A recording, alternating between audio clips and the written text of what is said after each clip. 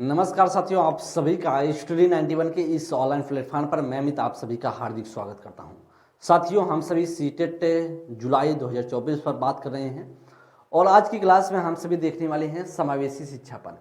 समावेशी शिक्षा से अगर बात कर लिया जाए तो आपके पेपर में चाहे पीआरटी से जुड़े हों या फिर आप जूनियर से जुड़े हैं, जिसमें बात करते हैं हम सभी पेपर 1 या पेपर 2 से जुड़े हैं, तो आप सभी के लिए अगर समावेशी की क्लास इतना इम्पोर्टेंस है कि इसमें आप सभी से लगभग 3 से 4 प्रश्न पूछे जाते हैं समावेशी शिक्षा से।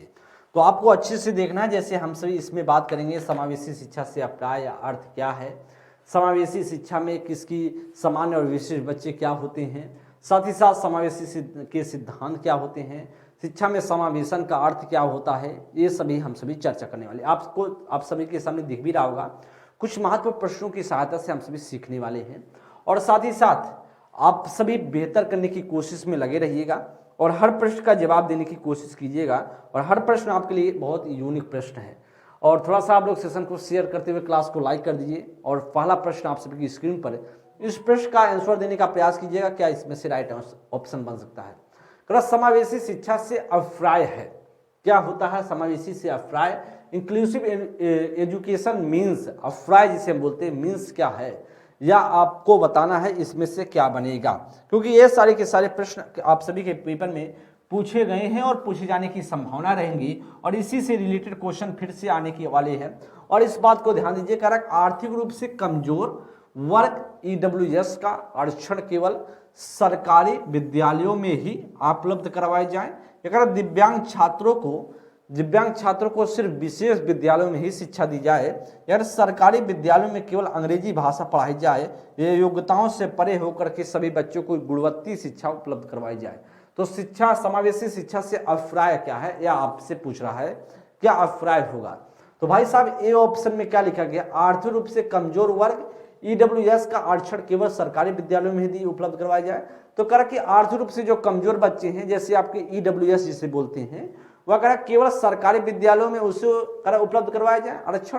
तो भैया सभी जगह आरक्षण हो, सिर्फ पर्टिकुलर ऐसा कुछ हम थोड़ी ना करते हैं। समावेशी शिक्षा का मतलब है, समझिए, जो सामान्य और विशिष्ट बच्चे हैं, जैसे सामान्य में आपको सामान्य तो सामान्य है और विशिष्ट के अंदर तमाम तरीके से बच्चे हैं, जैसे आर्थिक और सामाजिक रूप से पिछड़े बच्चे हो गए, जैसे आपके तरीके सामाजिक और आर्थिक रूप से पिछड़े हो गए। एक तो आपके आर्थिक रूप से पिछड़े हैं ना, और इसमें से आप बोल सकते हैं आपके दिव्यांग बच्चे हुए, श्रवण बाधित बालक हो गए, दृष्टि बाधित बालक हो गए, अस्थि बाधित बालक हो गया, प्रतिभाशाली हो गया, सृजनात्मक बालक हो गया। ये सभी बालक किस में आएंगे, सभी आपके विशिष्ट के अंतर्गत आएंगे। तो सिर्फ हम ऐसा नहीं कहेंगे आर्थिक रूप से कमजोर बच्चे को सिर्फ आरक्षण दिया जाए, ये ऑप्शन तो गलत है।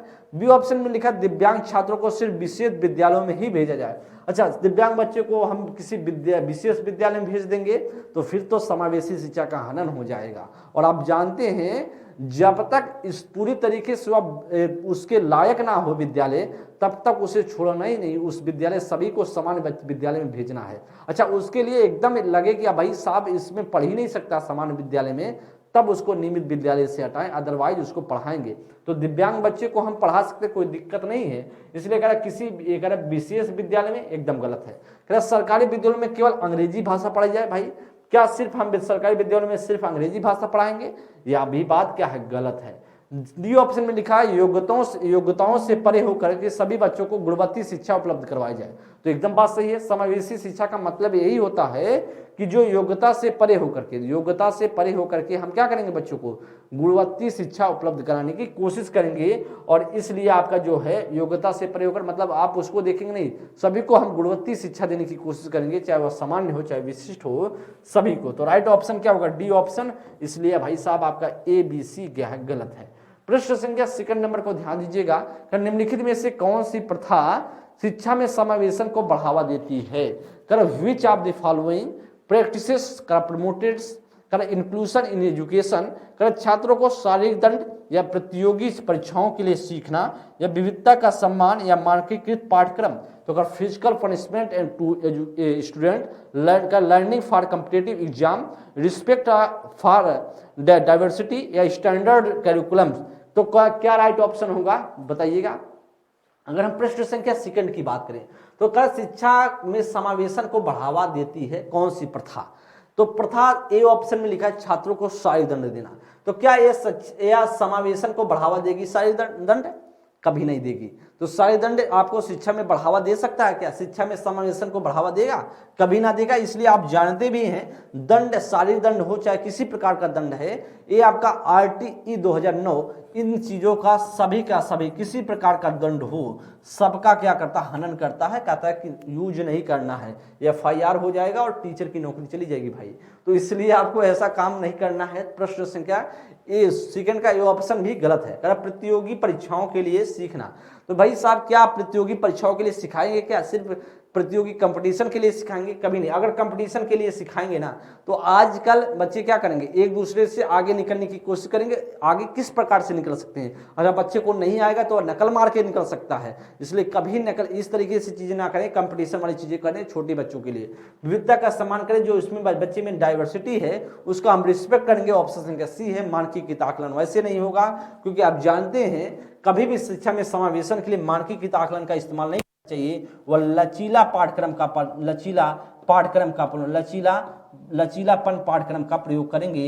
इसलिए यहां पर लचीलापन होता तो हमारा बात बनता, लेकिन यह भी भाई आपका डी ऑप्शन भी गलत है। तो प्रश्न संख्या सेकंड का सी ऑप्शन। प्रश्न संख्या थर्ड में एक सृजनात्मक बालक में निम्न में से कौन सा गुण मौजूद होंगे? अपसारी चिंतन या अभिसारी चिंतन या अमूर्त चिंतन की योग्यता, नवीन आमुख उत्पादन की योग्यता।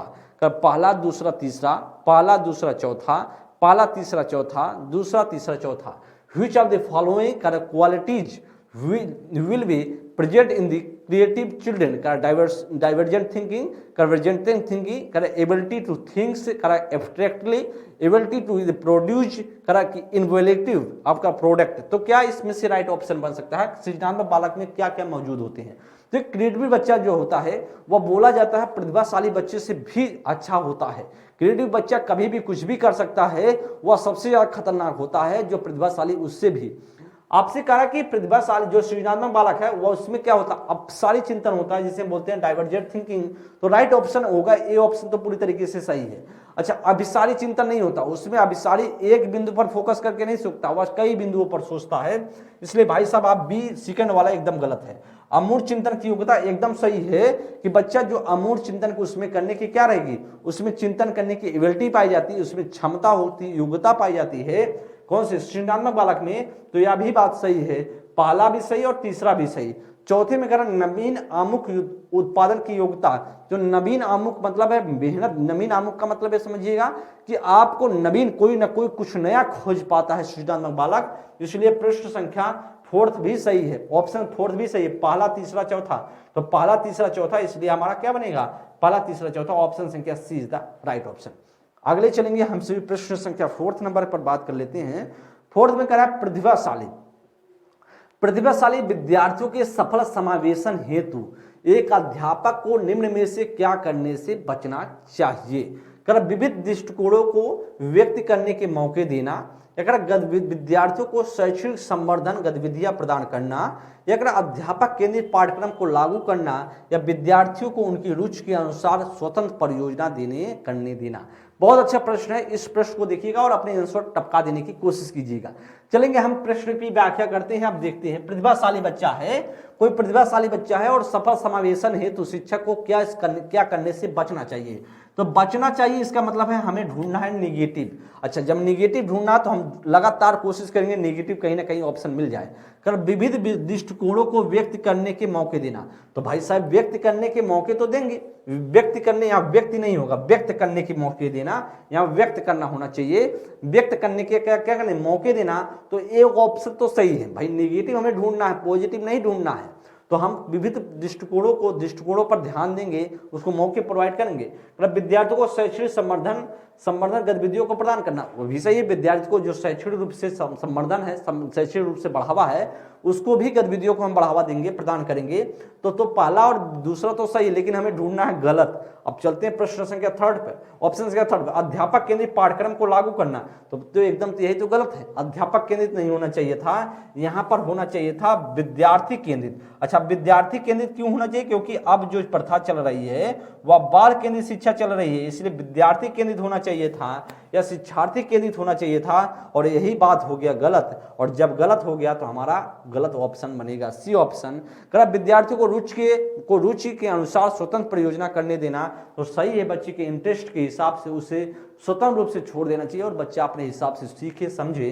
तो प्रश्न संख्या 4 का सी ऑप्शन, क्योंकि गलत है सी और गलत ही सी है तो हमसे गलत ही पूछ रहा था, इसलिए सी ऑप्शन बनेगा। आगे चलिए प्रश्न संख्या 5 नंबर, श्रवण बाधिता वाले विद्यार्थियों के समावेशन हेतु एक अध्यापिका को क्या करना चाहिए। श्रवण बाधिता, जो बच्चा सुनाई नहीं देता है उसको उसके सफल समावेशन के लिए क्या करा, एक अध्यापकों को क्या करना चाहिए, करा उस वक्त बोलने से बचना चाहिए जब विद्यार्थी उसका चेहरा ना देख पाए, करा सांकेतिक भाषा के इस्तेमाल को हतोत्साहित करना चाहिए, करा सहायक तकनीकी प्रौद्योगिकी के इस्तेमाल से बचना चाहिए, या जानकारी पाठ्यक्रम के लिए अतिरिक्त समय नहीं देना चाहिए। तो क्या इसमें से प्रश्न संख्या 5 का क्या बन सकता है। अगर प्रश्न संख्या 5 की बात किया जाए तो यहां लिखा है श्रवण बाधिता वाले विद्यार्थियों, तो जो बच्चों को सुनाई नहीं देता उसकी बात हम कर रहे हैं। सुनाई बच्चे को नहीं देता है, करा सफल समावेशन हेतु तो अध्यापिका को क्या करना चाहिए, शिक्षक को शिक्षिका को क्या करना चाहिए। अब देख लेते हैं, उस वक्त बोलने से बचना चाहिए जब विद्यार्थी उसका चेहरा ना देखो, एकदम बात सही है। अच्छा, जब हम आपको देखिए, जब सुनाई नहीं देता है आपको या हमें ना सुनाई दे तो आप तब हम बचना चाहिए क्या, अध्यापक को बचना चाहिए कि बच्चे को देखिए, जब आपके सामने अगर चेहरा रहेगा, हमारे शिक्षक और बच्चे के सामने जब चेहरा होता है तो कभी कभी आवाज अगर आपको सही तरीके से ना सुनाई दे तो आपके जो मुंह के जो एक्टिविटीज हैं जैसे चल रहा है, इससे पता चल जाता है कि आप क्या बोलने की कोशिश कर रहे हैं। इसलिए आपको उस वक्त बोलने से बचना चाहिए जब स्टूडेंट आपका चेहरा ना देख पाए तो बचना चाहिए, और इसीलिए आपका जो राइट आंसर होगा ऑप्शन संख्या ए बनेगा। तो इस अध्यापक को यही करना चाहिए, ठीक है। सांकेतिक भाषा के इस्तेमाल को हतोत्साहित करना चाहिए, सुनाई नहीं देगा तो प्रोत्साहित करना चाहिए था, ना कि हतोत्साहित। तो यहाँ पर क्या ऑप्शन, यहाँ पर क्या लगाना चाहिए था, प्रोत्साहित करना, यहाँ पर प्रोत्साहित होना चाहिए था, हतोत्साहित लिखा गया, इसका मतलब यह भी बी ऑप्शन गलत है। सहायक तकनीकी प्रौद्योगिकी के इस्तेमाल से बचना चाहिए, तो क्यों नहीं भाई, जब उसे सुनाई नहीं देता है तो उसे कार्य यंत्र तो सुविधा तो करेगा ना, तो क्या उससे बचना चाहिए, इसका मतलब यह भी अपने आप से गलत है। डी में करा जानकारी प्रक्रम के लिए अतिरिक्त समय नहीं देना चाहिए, क्यों नहीं देना चाहिए, बच्चे को तो सुनाई नहीं देता तो उसे एक्स्ट्रा कुछ टाइम तो जरूर देना चाहिए भाई, वह सामान्य बच्चा तो है नहीं, जब सामान्य नहीं तो एक्स्ट्रा टाइम हम दे सकते हैं। इसलिए आपका प्रश्न संख्या 5 का जो बनेगा ऑप्शन संख्या क्या बनेगा, ऑप्शन संख्या ए बनेगा। डी भी गलत है, सी भी गलत है और बी भी गलत है, बी ए ऑप्शन आपका सही है, प्रश्न संख्या 5 का ए ऑप्शन। आगे चलेंगे 6 नंबर प्रश्न के लिए, अगर समावेशी शिक्षा के लिए क्या जरूरी है, समावेशी शिक्षा के लिए क्या जरूरी है, लचीली शिक्षा शास्त्र, करा कि अगम्य इमारत, करा अनम्य मानसिकता या मानकीकृत पाठ्यक्रम। तो समावेशी क्लासरूम के लिए क्या जरूरी होगा, देखिएगा समावेशी क्लासरूम वैसे तो आप शिक्षा के लिए आप जानते हैं कि समान और विशिष्ट बच्चे एक साथ बैठते हैं, किसी बच्चे के साथ भेदभाव नहीं करना है। और अच्छा, समावेशी शिक्षा कहता है कि जो हमें क्या जरूरी है, शिक्षा शास्त्र कौन सा यूज करना चाहिए, वह कहता हमेशा से फ्लेक्सिबल जो है, फ्लेक्सिबल पेडागोगी को यूज करना चाहिए हमें, और राइट ऑप्शन क्या बनेगा, ए ऑप्शन। अगम इमारत, एक तरीके से अगम को क्या बोलते हैं हम सभी, इनका बोला जाता है इनएक्सेसिबल, जो बिल्डिंग बोली जाती है, मतलब इनएक्सेसिबल का मतलब होता है कि एक तरीके से कठोर रिजिड, तो इसलिए इसका इस्तेमाल नहीं करना चाहिए। अनम्य मानसिकता का इस्तेमाल नहीं करना चाहिए। मानकीकृत पाठ्यक्रम वैसे गलत है, मानकीकृत की जगह आपको लचीला पाठ्यक्रम, और इसीलिए आपका ऑप्शन संख्या ए बना, जिसका जो करेक्ट ऑप्शन है ए ऑप्शन, जो फ्लेक्सिबल पेडागोगी होनी चाहिए इस्तेमाल। प्रश्न संख्या 7 का निम्न में से कौन सा सुविधाहीन और वंचित समूहों के शिक्षार्थियों को शामिल करने में मदद करेगा। जो बच्चा सुविधाहीन है और वंचित समूह के विद्यार्थी हैं, उन विद्यार्थियों को शामिल करने में क्या मदद बनेगा। चलिए, जो आपके सामाजिक आर्थिक रूप से या फिर आपका सुविधाहीन है, वंचित समूह से आते हैं, उन्हें क्या करने में मदद मिलेगा, विविधताओं को महत्व, क्या गैर प्रासंगिक पाठ्यक्रम, क्या प्रमुख समूह की ओर केंद्रित शिक्षा शास्त्र, या मानकीकृत परीक्षण। तो आप बताइएगा इसमें से क्या राइट ऑप्शन हो सकता है, निम्न में से कौन सा सुविधाहीन वंचित समूह के विद्यार्थियों को शामिल करने में मदद मिलेगा। विविधताओं का जो महत्व या इंपॉर्टेंस ऑफ डाइवर्सिटी एकदम सही है, इसको मदद करने में मदद मिलेगा। जब बच्चा आर्थिक और जो सुविधाहीन वंचित समूह से आएगा तो उसे हम क्या करेंगे, समूह के विद्यार्थियों को शामिल करने में विविधता को महत्व मिलेगा, सही है। गैर प्रासंगिक पाठ्यक्रम, तो गैर प्रासंगिक पाठ्यक्रम का इस्तेमाल करेंगे क्या, बच्चा सामाजिक आर्थिक रूप से या सुविधाहीन सुविधाहीन है तो हम प्रासंगिक का इस्तेमाल करेंगे, गैर प्रासंगिक का इस्तेमाल नहीं करेंगे। भटकाने की कोशिश तो एकदम नहीं करेंगे। ए ऑप्शन गलत, बी ऑप्शन गलत है। प्रमुख समूह की ओर केंद्रीय शिक्षा शास्त्र, क्या किसी समूह किसी ग्रुप की ओर आप उसको डाइवर्ट करने की कोशिश करेंगे? नहीं, ऐसा भी नहीं करना है। सभी को एक साथ बैठाना। मानकीकृत परीक्षण एकदम नहीं हो सकता है। आप लचीला परीक्षण टेस्ट कर सकते हैं पर मानकीकृत नहीं कर सकते, वैसे परीक्षण होना ही नहीं चाहिए। उनको सिर्फ सीधा समावेशित करने लेना चाहिए। आपका ऑप्शन संख्या डी भी क्या है? गलत है। तो 7 का जो बनेगा सीधा सा ए ऑप्शन आपका करेक्ट आंसर बनेगा।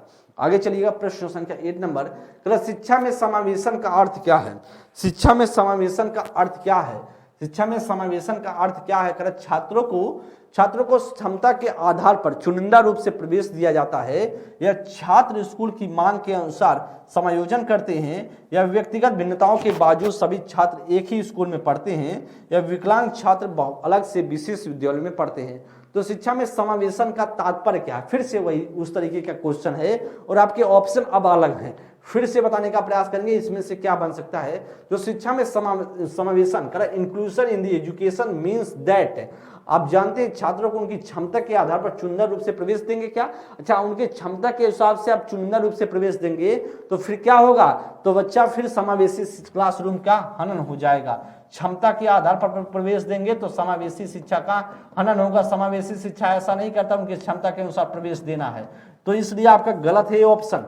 छात्र स्कूल की मांग के अनुसार समायोजन करते हैं। छात्र स्कूल की मांग के अनुसार समायोजन नहीं करते हैं, स्कूल छात्र की मांग के अनुसार समायोजन करेगा।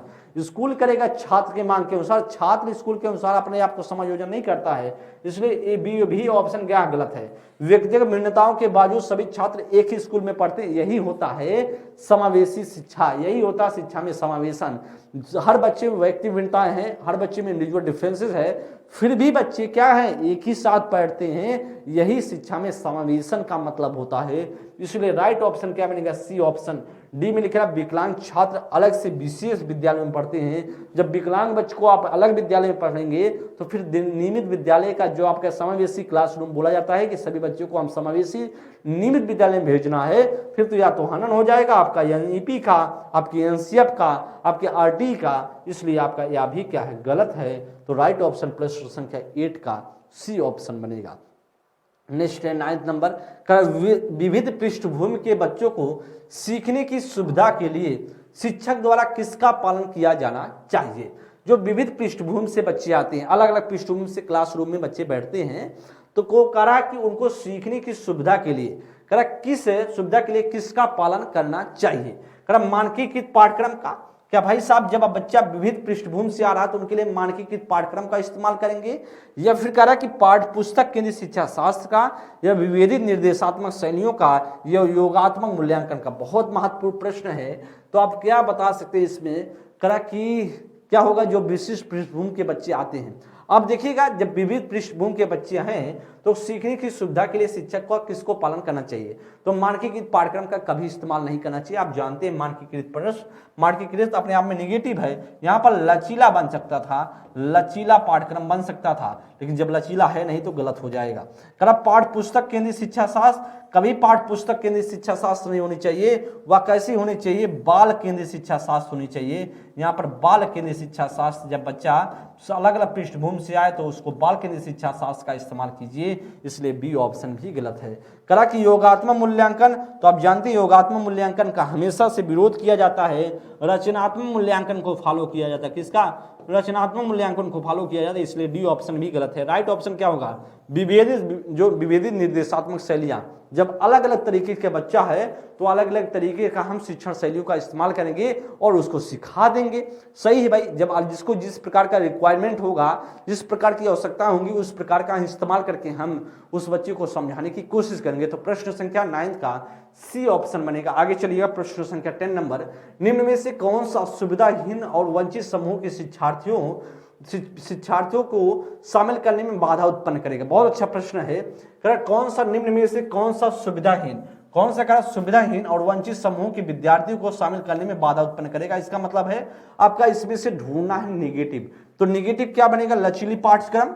भाई साहब क्या बाधा उत्पन्न करेगा लचीली पाठ्यक्रम, कभी ना उत्पन्न करेगा भाई, कभी लचीली पाठ्यक्रम आपका बाधा हो सकता है क्या, जो सामाजिक आर्थिक रूप से बच्चे हैं उसको बाधा उत्पन्न कर सकता है कि लचीली पाठ्यक्रम, नहीं, वो आपका होता वहां मानकीकृत पाठ्यक्रम तो हो जाता, लेकिन हमें बाधा वाला चीजें ढूंढना है, निगेटिव ढूंढना है। कर गैर प्रासंगिक सामग्री, भाई यही तो सही है, गैर प्रासंगिक सामग्री जब इस्तेमाल करेंगे तो फिर आप क्या सभी सामाजिक और जो आपके सुविधा वंचित विद्यार्थी उनको समावेशित कर सकते हैं, आप उनको जोड़ सकते हैं, नहीं कर सकते। जब गैर होगा, कोई भी गैर प्रासंगिक सामग्री होगा तो फिर आप भटकाने के लिए, रास्ता भटकाने के लिए एक काम कर रहे हैं, तो गैर वाला चीजें गलत है।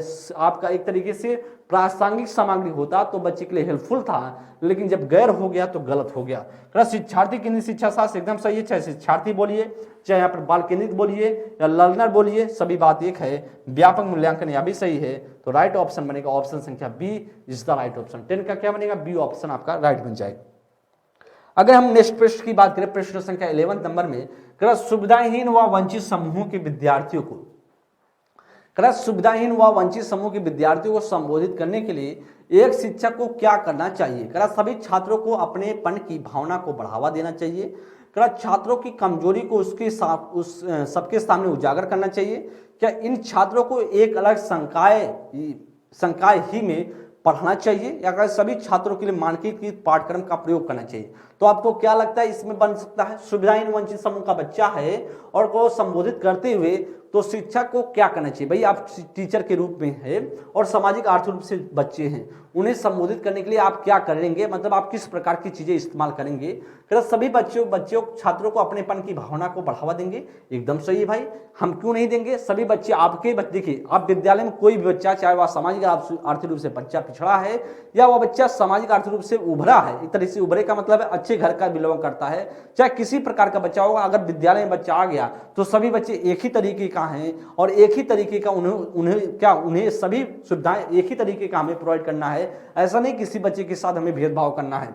इसलिए कहा सभी छात्रों को अपनेपन की भावना को बढ़ावा देना, और यह बात एकदम सही है और राइट ऑप्शन होगा। छात्रों को कमजोरियों को सबके सामने उजागर कर देना चाहिए। बच्चा सामाजिक आर्थिक रूप से पिछड़ा है या बच्चे में पैसा नहीं है, बच्चा गरीब घर का है, तो आप बच्चे में जो कमजोरी है तो हल्ला काट देंगे क्लास में, कहेंगे देखेंगे बताएंगे देखो बच्चा एकदम पिछड़ा है, अरे इसका बेकार है, सभी इसको पता कुछ नहीं है, ये बड़ा गरीब घर का है, तो ऐसा बोलेंगे ना तो बच्चा एक दिन आएगा, 2 दिन बेचारा किसी तरीके से आएगा, तीसरे दिन आप खुद भगा दोगे, बस आपके चलते वह बच्चा भागेगा, और आपके चलते अगर भागा बच्चा इसका मतलब किसी का भविष्य आप बर्बाद कर रहे हो। और इस तरीके के काम आप शिक्षक के तौर पर आपको इसलिए नहीं बनाया गया कि बच्चे को भगाने के लिए, आपको बनाया गया है शिक्षक इसलिए कि समाज में आपको जो बुराइयां हैं उसको दूर करें, और जो बच्चे हैं, जो स्टूडेंट हैं, छोटे बच्चे हैं, उनको आप आगे ले जाइए, एक अच्छे मार्गदर्शन के रास्ता दिखाइए। ऐसा नहीं है कि बच्चों को आप भड़काएंगे, आप गलत चीजें बोलेंगे, इस तरीके की चीजें नहीं बोलना है, इस तरीके से उनकी कमजोरी को उजागर नहीं करना। हाँ गलतियां हैं, सब में कमजोरियां होती हैं, आप उनको धीरे धीरे सुधार कर सकते हैं, समान बच्चा बना सकते हैं, इसलिए बी ऑप्शन क्या है, गलत है। इन छात्रों को एक अलग संकाय में, अच्छा कोई बच्चा समाज सुविधाहीन वंचित समूह का आता है तो आप एक अलग संकाय बना देंगे, तो फिर समावेशी क्लासरूम क्या रह जाएगा, समावेशी क्लासरूम तो यही कहता है कि सभी बच्चों को एक साथ बैठाना, चाहे समान हो चाहे विशिष्ट हो, विशिष्ट के अंतर्गत ये सभी बच्चे आते हैं, इसलिए आपका बी सी ऑप्शन भी क्या है, गलत है। डी में करा सभी छात्रों के लिए मानकीकृत पाठ्यक्रम, आप जानते हैं सभी के लिए मानकीकृत पाठ्यक्रम कैसे इस्तेमाल कर सकते हैं, आपको पता होना चाहिए लचीला पाठ्यक्रम यूज होता है, लचीला पाठ्यक्रम का प्रयोग करना चाहिए, इसलिए भाई साहब आपका यह भी क्या है, गलत है। तो प्रश्न संख्या 11 का जो बनेगा ए ऑप्शन करेक्ट है। नेक्स्ट प्रश्न हम चलेंगे, प्रश्न संख्या 12 नंबर, करा एक समावेशी व्यवस्था में कौन किसकी जरूरत के अनुसार यथोचित होता है। बहुत अच्छा प्रश्न है, कौन किसके समावेशी क्लासरूम में कौन किसके अनुसार यथोचित होता है। अभिभावक स्कूल की जरूरतों के अनुसार, या स्कूल छात्र की जरूरतों के अनुसार, या छात्र स्कूल की जरूरत के अनुसार, या छात्र शिक्षक की जरूरत के अनुसार। कि क्या किसके अनुसार कौन सा यथोचित होता है, क्या जो अभिभावक है वह विद्यालय के अनुसार होगा, क्या अभिभावक स्कूल की जरूरत को पूरा करने के अनुसार। भाई अभिभावक क्या, अभिभावक गया पढ़ने के लिए और अभिभावक के लिए स्कूल बना क्या, नहीं, विद्यार्थियों के लिए बना है, और अभिभावक जो है अभिभावक स्कूल की जरूरत को पूरा करने के अनुसार होगा, तो या तो बात तो गलत है, नहीं है। बी ऑप्शन का स्कूल छात्र की जरूरत के अनुसार, स्कूल जो है छात्र की जरूरत को पूरा करेगा, एकदम बात सही है। राइट ऑप्शन होगा बी, छात्र स्कूल की जरूरत को पूरा करेगा। भाई छात्र स्कूल की जरूरत को पूरा करने नहीं गया, अपनी जरूरत को पूरा करने गया है, और विद्यालय को छात्र की जरूरत पूरा करनी चाहिए, इसलिए आपका सी ऑप्शन भी क्या है, गलत है। छात्र शिक्षक की जरूरत के अनुसार, क्या छात्र गया, स्टूडेंट गया शिक्षक का जरूरत पूरा करने के लिए, पैसा कमाने के लिए गया है कि हाँ ज्यादा जाएंगे और ज्यादा पढ़ेंगे, ज्यादा उसको सर को पैसा देंगे तो बच्चे सर का भविष्य उज्जवल हो जाएगा, हमारा भविष्य उज्जवल हो चाहे मत हो, इसलिए जाते हैं? नहीं भाई, आपका जो राइट आंसर होगा 12 का बी ऑप्शन करेक्ट आंसर है। नेक्स्ट प्रश्न आगे, प्रश्न संख्या 13 नंबर। तो एक इंफॉर्मेशन है, आपसे भी देख रहे हैं लगातार आप चीजों को पढ़ाया जा रहा है, सिखाया जा रहा है, तो आप सभी एक काम कर सकते हैं, अपने ये पढ़ाई लिखाई की जो प्रक्रिया चल रही है, सीखने सिखाने का जो प्रोसेस चल रहा है, आप जानते हैं कि मैं सीडीपी का एक टीचर हूं, और जब टीचर हूं तो आपको सीखने सिखाने के अलावा और क्या बता सकता हूं। तो इसलिए जो सीखने सिखाने की प्रक्रिया है, जो आपको पढ़ाया जा रहा है, एक तरीके से सिखाया जा रहा है, उसमें मूल्यांकन का बड़ा योगदान होता है। मूल्यांकन का योगदान इस प्रकार से होता है क्योंकि जब आप पढ़ते हैं तो आप में कमियां क्या कहाँ रह गई, आपको कैसे सुधार करना है, ये सभी आपको पता चलता है। अच्छा, उसके लिए एक आपके इस सुविधा के लिए स्टडी 91 जो आपको एक तरीके से ऐप दिया है, एक तरीके से प्लेटफॉर्म दिया है, आप सभी वहां अपने आप को मूल्यांकित कर सकते हैं। आप सभी प्ले स्टोर पर जाकर स्टडी 91 प्रो, आप वैसे तो स्टडी 91 पर देख रहे हैं, स्टडी 91 प्रो पे जाना है, आप ऐप डाउनलोड करके आप वहां पर इनलोड कर लेना है। साथ ही साथ आप सभी अगर आप गूगल पर सर्च करना चाहते हैं www.study91pro.com को सर्च करेंगे और वहां पर आप सभी क्या कर सकते हैं, जुड़ करके अपने मूल्यांकन कर सकते हैं। साथ ही साथ देखिए, आप बिहार स्टेट के स्टूडेंट हैं, बिहार स्टेट का मतलब है कि देखिए बिहार स्टेट का जो पेपर होता है वह ऑनलाइन मोड में होता है, और ऑनलाइन मोड में है तो इसलिए आपका कहीं ना कहीं जो ये आपका टेस्ट पेपर आप देंगे, जैसे इसका एक तरीके से ऑनलाइन जो टेस्ट देते हैं उसके लिए इंपॉर्टेंट बन जाएगा, क्योंकि बिहार स्टेट का पेपर ऑनलाइन ही होता है, तो एक तरीके से आपका टाइम क्या, आपका कहाँ गलतियां करें, कैसे सुधार करना है, ये आपको पर्याप्त टाइम मिल जाता है। तो इस तरीके से इन्फॉर्मेशन था, इसे आप जरूर देखने का प्रयास कीजिएगा, समझने की कोशिश कीजिएगा, और आपको अच्छा लगे तो आप जरूर यूज करिएगा। आगे हम बात किया जाए प्रश्न संख्या 13 में, शिक्षकों द्वारा विविध शैक्षणिक रणनीतियों के उपयोग से, शिक्षकों द्वारा विविध शैक्षणिक रणनीतियों के उपयोग से निम्नलिखित में से किसके समावेशन में मदद मिलेगी? वाक बाधित वाले छात्र, या फिर दृष्टि बाधित वाले छात्र, प्रतिभाशाली वाले छात्र, या फिर सृजनात्मक छात्र, पहला या फिर दूसरा तीसरा, या फिर पहला दूसरा तीसरा चौथा। तो देखिए बहुत अच्छा प्रश्न है कि शिक्षकों को विविध शैक्षणिक गतिविधियों के उपयोग से किसके समावेशन में मदद मिलेगी, किसके समावेशन में मदद मिलेगी, यह आपसे प्रश्न कर रहा है। वाक बाधित वाले विद्यार्थियों को, क्या शिक्षकों को जब पढ़ा रहा है या फिर विविध शैक्षणिक रणनीतियों का उपयोग करते हुए क्या वाक बाधित वाले छात्रों को समावेशन में मदद मिलेगी? एकदम है कि आपको जब पढ़ा रहे वाक जो बोलने वाले बच्चे हैं, जो बाधित हैं, बोलने से बाधित है, बोल नहीं सकते हैं, उनको एक तरीके से समावेशन में मदद मिलती है, या भी बात सही है। दृष्टि बाधित छात्र को या समावेशन में एक तरीके से आप कह सकते हैं समावेशित करना चाहिए, समान और विशिष्ट बच्चे को समावेशित क्लासरूम में जोड़ना चाहिए। दृष्टि बाधित भी है, प्रतिभाशाली बच्चा भी है, इसमें सृजनात्मक बालक भी है, सभी के सभी क्या है, एक विशिष्ट बालक हैं, और जब ये सभी के सभी सही, इसका मतलब कहीं ना कहीं आपका ऑप्शन डी तो बनेगा ना। तो इसलिए कि हम कह सकते हैं शिक्षकों को विविध शैक्षणिक रणनीतियों के उपयोग से निम्नलिखित में से किसके समावेशन में मदद मिलती है? वह सभी को मदद मिलती है, इसलिए हमारा जो राइट आंसर बनेगा 13 का डी ऑप्शन बन जाएगा। नेक्स्ट प्रश्न आगे चलेंगे, प्रश्न संख्या 14 नंबर, करा कि निम्नलिखित में से क्या सृजनात्मकता वाले छात्रों की विशेषता नहीं है? अच्छा, सृजनात्मकता वाला बच्चा को पता होगा कि ज्यादा खतरनाक होता प्रतिभाशाली वाले बालक से। आपने सुना होगा थॉमस एल्वा एडिसन की कि उसने क्या किया था, उसने कीड़े को, अपने जो नौकरानी थी उनको कीड़े को पीस करके पिला दिया था। सोचा कि जैसे चिड़िया उड़ती हैं उसी प्रकार के हमारे जो नौकरानी घर में काम करने वाले होते हैं, क्योंकि चिड़िया जो है कीड़े मकोड़े खाते हैं, और यह भी कीड़े मकोड़े खाएगी तो क्या हो जाएगा, या भी उड़ना शुरू कर देगी। तो आपको ऐसा पता था ना, आप ऐसा कहानी सुने होंगे। उसी प्रकार से वह एक क्रिएटिव बालक था और उसने खोज कर रखा, इसलिए अब बोला जाता है सृजनात्मक बालक सबसे ज्यादा खतरनाक होता है प्रतिभाशाली से। करेक्ट कि निम्नलिखित में से क्या सृजनात्मक छात्र की विशेषता नहीं है? मतलब हमें ढूंढना है गलत, कौन सा इसमें से गलत हो सकता है। उनकी समस्या को सुलझाने का कौशल उच्च कोटि का होता है, तो एकदम बात सही है। सृजनात्मक बालक वाले का जो समझाने का तरीका होता है उच्च कोटि का होता है, सरलतम, कई तरीकों से आपको समझा सकता है। मतलब कई कुछ आपको बातें समझाने में दिक्कत उत्पन्न हो रहा है ना सृजनात्मक बालक को, तो फिर वह अपने कई दूसरे तरीके का इस्तेमाल करके आपको समझा देगा।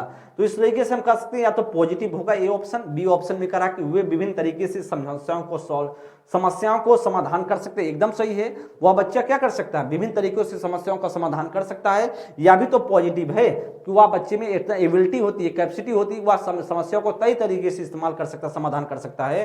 कारण नए विषयों को सीखने की जिज्ञासा कम होती है। भैया आपको पता है कि जो सृजनात्मक बालक है उसमें जिज्ञासा, जो नए विषय हैं जिज्ञासा उनकी कम नहीं होती, यहाँ पर अधिक होती है, यहाँ अधिक होना चाहिए था। और इसी वजह से कम लिखने की वजह से यह ऑप्शन हो गया गलत। और जब ऑप्शन हो गया गलत तो हमारा आंसर भी यही बन गया, क्योंकि हमसे पूछ रहा था गलत, और गलत ऑप्शन है ऑप्शन संख्या सी। कर वे अक्सर नए विचारों और नवाचार के साथ आते हैं, एकदम सही है कि जो सृजनात्मक बालक होते हैं वह नए विचारों और नवाचार के साथ हमेशा से आते रहते हैं, कुछ क्रिएटिव करते रहते हैं। इसलिए प्रश्न संख्या 14 का जो बनेगा वह सी ऑप्शन बनेगा। आगे चलेंगे प्रश्न संख्या 15 में। समावेशन का क्या अर्थ है, इंक्लूजन का क्या मीन्स है। अब कह रहा कि what does the inclusion means, तो कह सकते आपका मतलब क्या, इसे बताने का प्रयास करेंगे।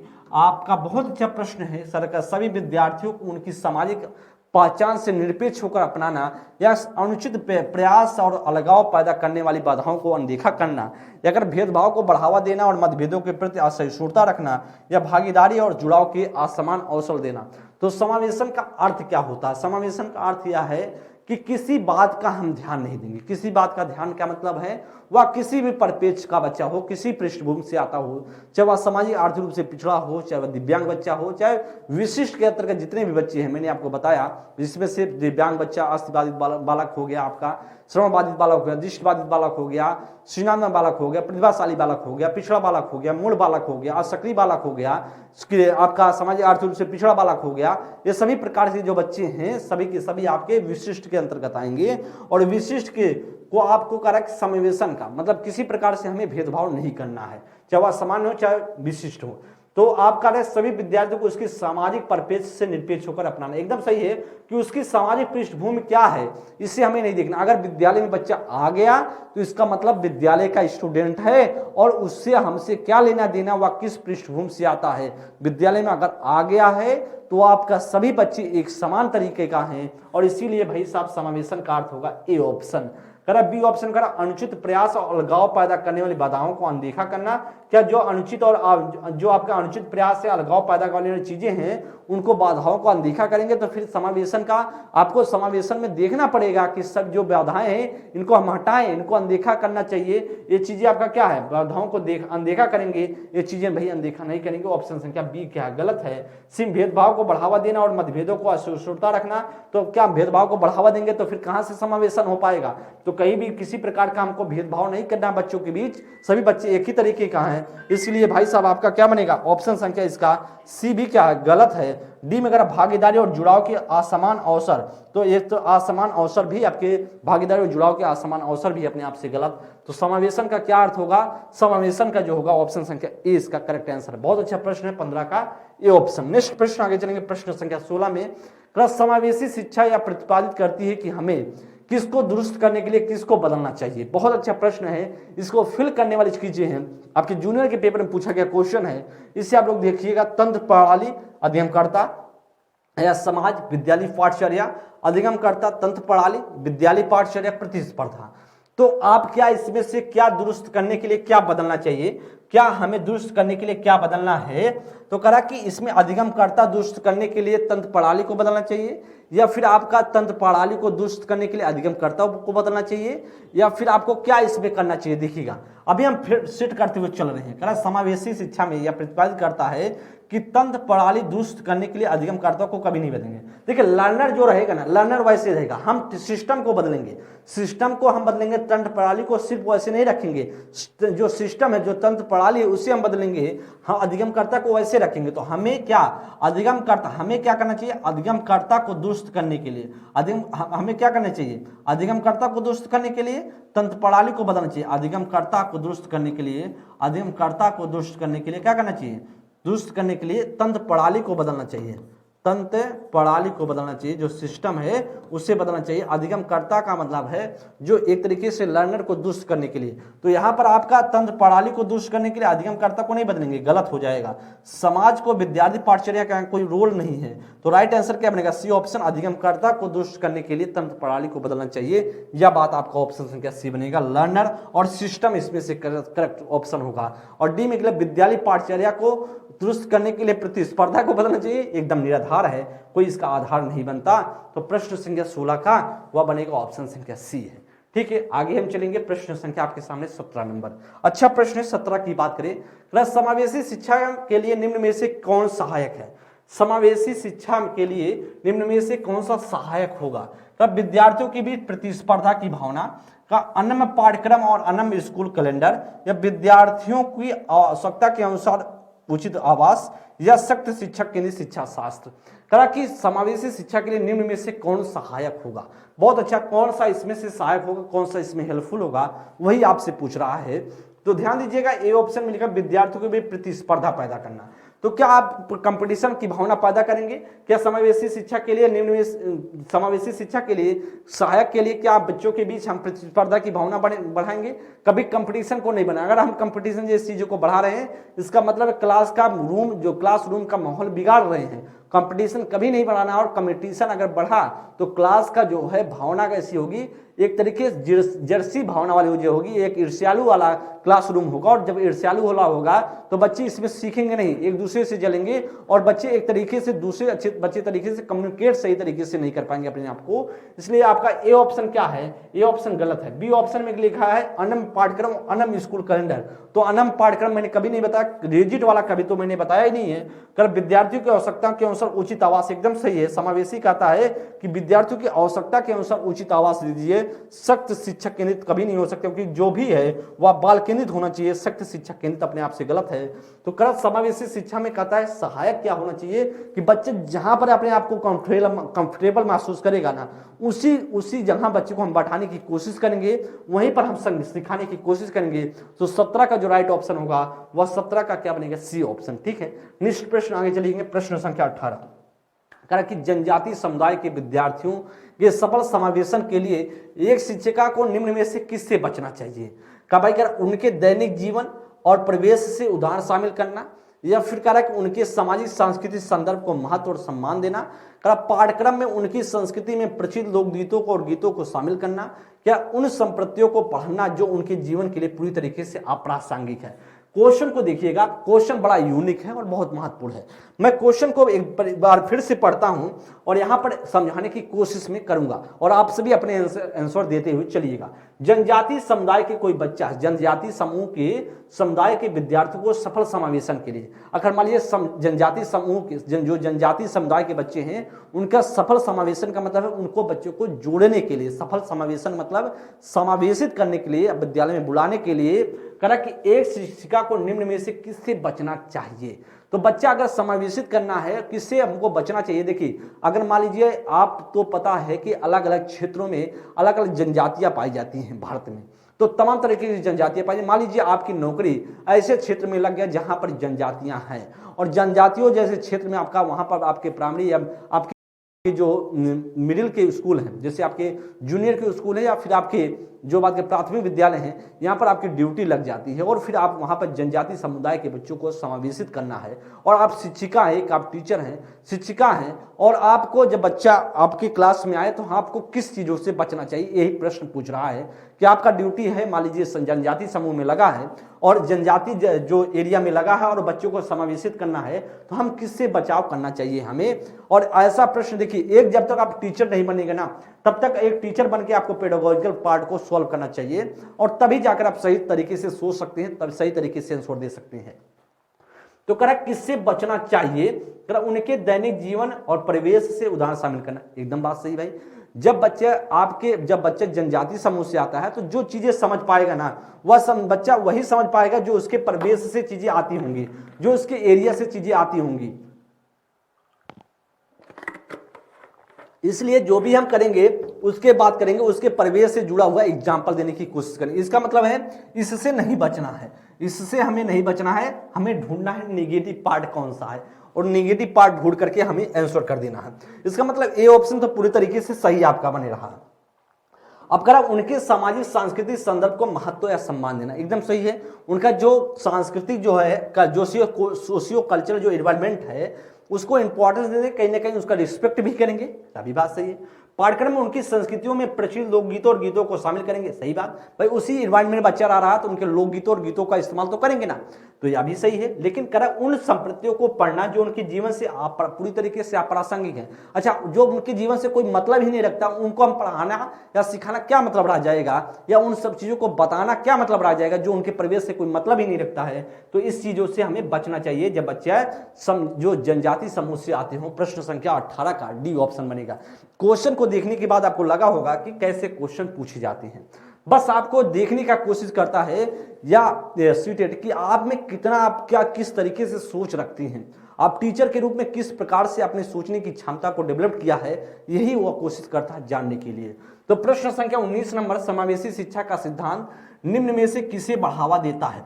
अब विद्यार्थियों में अभाव देखने का दृष्टिकोण, या दिव्यांगता का चिकित्सा मॉडल, या व्यक्तिगत विभिन्नताओं का सम्मान, या विद्यार्थियों का पृथक्करण। कर समावेशी शिक्षा का सिद्धांत किसे बढ़ावा देता है? अच्छा, समावेशी का सिद्धांत किसे बढ़ावा देगा यह आपसे पूछ रहा है। करेक्ट, विद्यार्थियों में अभाव देखने की दृष्टिकोण, क्या बच्चे अभाव देखने का दृष्टिकोण देखना चाहता है, इसको बढ़ावा देता अभाव देखने के लिए? कभी ना ये इसका बढ़ावा देगा और इसका कोई मतलब है नहीं। क्या दिव्यांगता का चिकित्सा मॉडल, क्या दिव्यांगता का चिकित्सा मॉडल कहता है इसको बढ़ावा देता है? ना देता है। कर व्यक्तिगत भिन्नताओं का सम्मान, एकदम सही है भाई, समावेशी क्लासरूम में तो यही है, तो सभी बच्चों का रिस्पेक्ट, जो क्योंकि व्यक्तिगत भिन्नता हर बच्चों में है, और जब हर बच्चों में व्यक्तिगत भिन्नता है तो सभी बच्चों को इंक्लूजन है, सभी बच्चों को समावेशित किए हैं, तो हर बच्चों को हम रिस्पेक्ट करेंगे कि नहीं करेंगे? जरूर है, रिस्पेक्ट करेंगे, क्योंकि जब हम जोड़े हैं तो रिस्पेक्ट की भी करना हमारा कर्तव्य है। इसलिए आपका 19 का सी ऑप्शन बनेगा। विद्यार्थियों का पृथक्करण, कभी बच्चों के बीच अलगाव नहीं करना है, क्योंकि जब अलगाव किए तो फिर समावेशन का कोई मतलब रह नहीं गया। तो समावेशी शिक्षा का सिद्धांत का वैसे ही हनन हो गया जब हम पृथक्करण कर दिए। 19 का सी ऑप्शन। आगे चलिएगा, नेक्स्ट प्रश्न है 20 नंबर। 20 नंबर पर हम बात करें, प्रश्न संख्या 19 जी 19 है, और 19 फिर से वही क्वेश्चन था, तो इसमें से हम बात करें 19 में क्या बनेगा, फिर से वही सम्मान, व्यक्तिगत विभिन्नताओं का सम्मान करना चाहिए। 19 दो बार 19 आ गया था, आपको 19 का सी ऑप्शन है। 20 नंबर में 20 नंबर, अच्छा 20 नंबर है ही नहीं, 21 नंबर पे चलते हैं। निम्नलिखित में से कौन सा विकल्प दी गई विशिष्ट अधिगम अवधीयता वाले विद्यार्थियों के समावेशन हेतु यथोचित समायोजन रणनीति का सही युग्म है? देखिए यहां पर देख रहे हैं आपके सामने श्रवणात्मक लिखा है, लिखित कार्य के आधार पर मूल्यांकन। दृश्यात्मक है, मुख्य रूप से व्याख्यान के माध्यम से वितरित विषय वस्तु। गति संवेदी है, निष्क्रिय सुनने की अपेक्षा करें। स्पर्शनीय है, अधिगम के लिए हाथों द्वारा करके अनुभव। तो करा कि कौन सा समावेशन है तो यथोचित रणनीति का सही युग्म है, कौन सा इसमें से सही युग्म बनेगा? अच्छा प्रश्न है। क्या श्रवण बाधित बच्चा है, श्रवणात्मक लिखित कार्य के आधार पर मूल्यांकन करेंगे? बच्चे को सुनाई नहीं देता तो लिखित कार्य पे करेंगे, या दृश्यात्मक मुख्य रूप से व्याख्यान के माध्यम से वितरित करेंगे? बच्चे को दिखाई नहीं देता है तो मुख्य रूप से दृश्यात्मक रूप से जो है बच्चा दृश्यात्मक, जो यहाँ पर दृश्यात्मक जो बच्चे को दिखाई दे, श्रवणात्मक जिसे श्रवण है मतलब दिखाई देता, मतलब सुनाई देता है, तो लिखित कार्य के आधार पर करेंगे क्या? या दृश्यात्मक जिसे बच्चे को दिखाई देता है उसे व्याख्यान के माध्यम से करेंगे क्या? करा कि आपका संगति संवेदी है, मतलब गति संवेदी है, तो निष्क्रिय रूप से अपेक्षा करेंगे? निष्क्रिय रूप से नहीं। स्पर्शनीय है तो आपको हाथों द्वारा करके सिखाएंगे। स्पर्शनीय है तो स्पर्श कर सकता है तो हाथों द्वारा करेंगे, तो इसमें तो सही होगा ना। कौन सा बनेगा इसका राइट ऑप्शन? देखिए श्रवणात्मक लिखित कार्य के आधार पर नहीं बनेगा, ये ऑप्शन गलत है। भाई श्रवणात्मक हो तो उसे सुनने उसको सुनाई नहीं देता तो लिखित कार्य के आधार पर मूल्यांकन होगा। श्रवणात्मक जी देखिए यहाँ पर श्रवणात्मक सुनाई देता है, यहाँ पर आपका सिर्फ जो बच्चे को सुनाई देता है, तो बच्चे को जब सुनाई देता है, लिखने में सुनाई देता है, तो आप सुनाई देता है तो सिर्फ क्या कर सकता है, वह बच्चा सुन सकता है और बोल सकता है, देख नहीं सकता। तो एक तरीके से सुनाई देने वाले के लिखित कार्य के आधार पर मूल्यांकन करेंगे? नहीं भाई साहब। दृश्यात्मक दिखाई नहीं देता, मुख्य आधार पर व्याख्यान के आधार पर करेंगे। दिखाई नहीं देता है तो गति संवेदी वाला यह भी नहीं करेंगे। स्पर्शनीय वाला है, बच्चा स्पर्श करके करता है तो अधिगम के लिए हाथों का इस्तेमाल करके अनुभव प्राप्त करेंगे। ऑप्शन संख्या सी डी ऑप्शन बनेगा, एकदम सही है। क्या बनेगा? ऑप्शन संख्या D is the right option. Question को देखिए, बहुत अच्छा प्रश्न था। नेक्स्ट प्रश्न आगे चलेंगे जी। नेक्स्ट प्रश्न आगे, प्रश्न संख्या 22, समावेशी शिक्षा के लिए क्या आवश्यक है?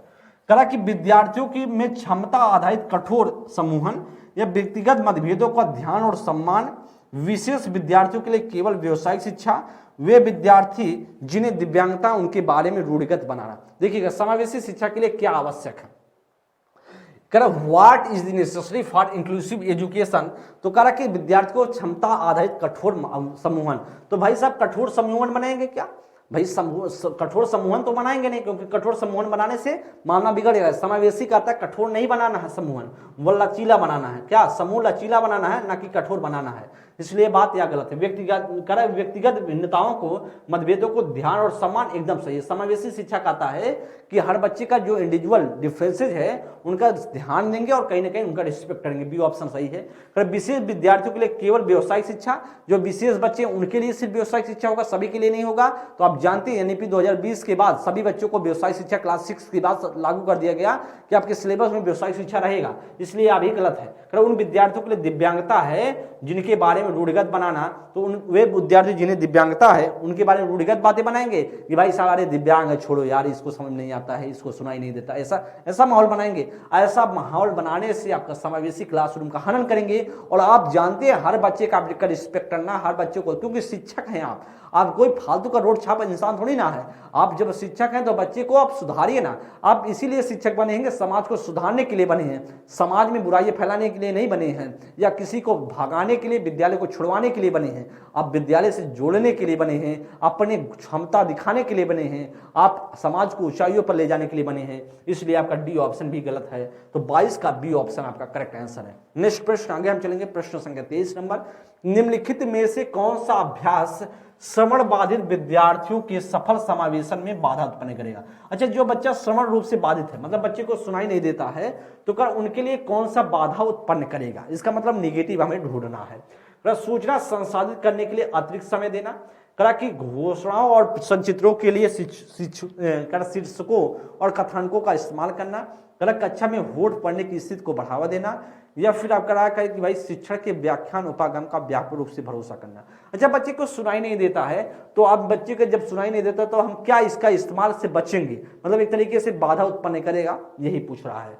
तो सूचना संसाधित करने के लिए अतिरिक्त समय देना, तो भाई एकदम तो सही है, अतिरिक्त समय देंगे, एक्स्ट्रा टाइम तो देंगे, क्यों नहीं देंगे। जब बच्चे को सुनाई नहीं देता है तो कुछ टाइम तो अतिरिक्त देंगे, कुछ एक्स्ट्रा टाइम देंगे, यह बात तो सही है। लेकिन हमें ढूंढना है बाधा वाला कौन सा गलत है।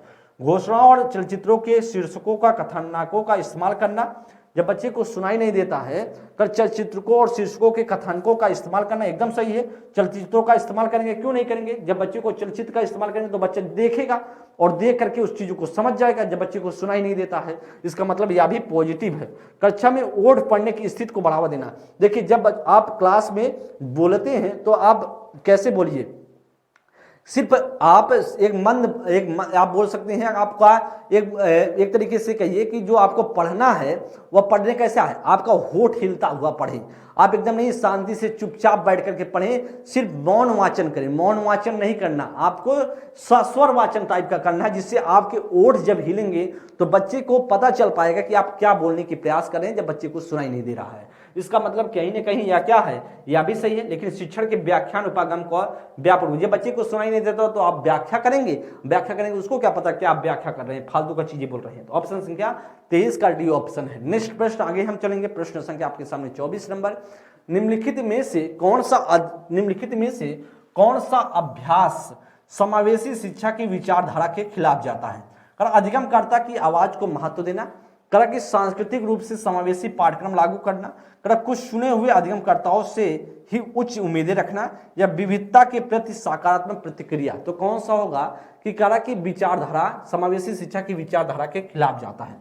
कौन सा अभ्यास ऐसा है जो समावेशी के शिक्षा के अभ्यास से विचारधारा के खिलाफ जा रहा है। तो अधिगमकर्ता की आवाज का महत्व देना एकदम सही है भाई। समावेशी क्लासरूम तो यही कहता है, जो लर्नर है उसको आवाज को हम क्या देंगे, बुलंद करने की कोशिश करेंगे, उसकी आवाज को हम महत्व देंगे। वह क्या चाहता है, क्या सीखना चाहता है, उसको बताएंगे, उसको हम समझने की कोशिश करेंगे। बच्चा चाहता क्या है, बच्चे को क्या सिखाना है, उसकी आवाज को हम दबाएंगे नहीं, उसकी आवाज को उठाएंगे। तो यह समावेशी क्लासरूम के खिलाफ जाता है या तो नहीं जाता है, ये सही जाता है, मतलब सही पार्ट है।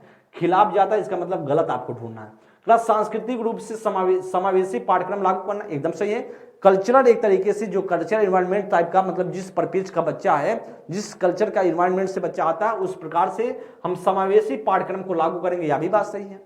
कुछ चुने हुए अध्ययनकर्ताओं से उच्च उम्मीदें रखेंगे। अच्छा, समावेशी क्लासरूम ऐसा नहीं करता कि कुछ चुने हुए से हम उम्मीद रखेंगे, सबसे उम्मीद रखेंगे।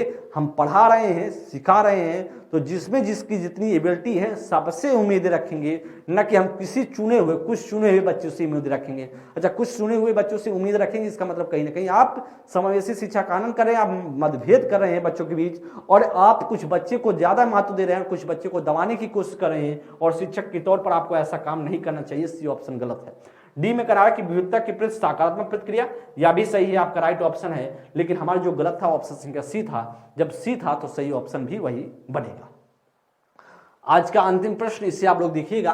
प्रतिभाशाली विद्यार्थियों की आवश्यकताओं को पूरा करने के लिए निम्नलिखित में से कौन सा एक प्रभावी रणनीति है?